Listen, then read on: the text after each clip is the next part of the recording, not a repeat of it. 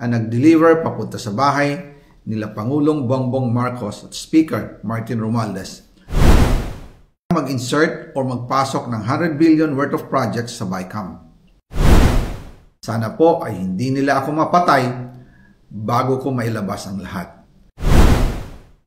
Ginawa ko lang ang utos sa akin, pero ngayon, handa na akong harapin ang lahat. Ginagamit ng administrasyon ang buong resources ng bansa para tumahimik ako. That he will shoot me if I will talk. Gagamitin ako bilang panakipbutas sa kanilang kampanya laban sa korupsyon. Hindi na ako mananahimik, ilalabas ko ang lahat ng katotohanan. May resibo, may ebidensya, at may pangalan. Again, I informed the Speaker and asked clearance about the instructions ng Pangulo. At ang sabi niya, wala tayong magagawa. Kaya po nagtataka ako kung bakit sinasabi ni Pangulo na hindi niya makilala ang budget, samantalang lahat na binawas at dinagdag sa mga ahensya ng gobyerno ay humihingi ng approval sa kanya si Sec Mina Pangandaman. Bago namin ginawa o tinapos ni Senator Chis Escudero during the BICAM. Sinabi pa ni Sec Mina, everything is cleared with the President, basta importante, pasok ang pondo na request ng Pangulo. The following day, sinabi ni Sec Mina, approve na si Presidente BBM sa lahat na binawasan na ahensya. Masaya na ang Pangulo dahil naipasok ang gusto niyang 100 billion insertion. Wala pong perang napunta sa akin. Lahat po ng insertion napunta sa ating Pangulo at Speaker Martin Romualdez.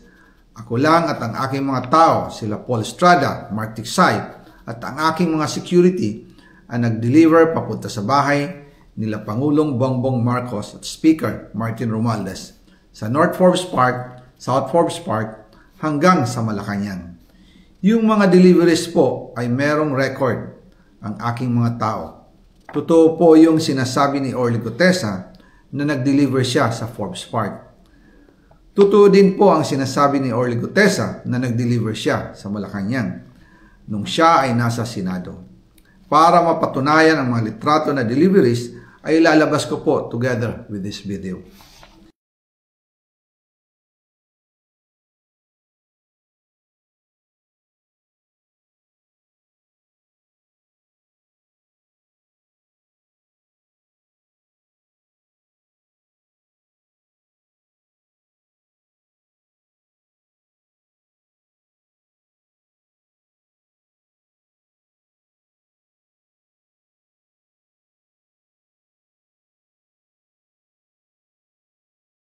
After po ng approval ng budget sa General Appropriations Act of 2025, nagtanong po ako sa DPWH kung magkano ang kailangan na ibigay sa Office of the President o ang SOP na bigayan. Ang sinagot sa akin ay 25%. Ang ibig sabihin nito, 25% ng 100 billion ang SOP na kailangan ibigay kay BBM mismo. In total, 25 billion ang napunta kay Pangulong Bongbong Marcos. Kaya ngayon ay hinahamon ko si Ombudsman Remulla kung seryoso talaga siya sa mga sinasabi niya sa kanyang press release na idadamay niya pati si Martin Romualdez kung magbibigay ako ng ebidensya. Patunayan niya ngayon ang pronouncement niya.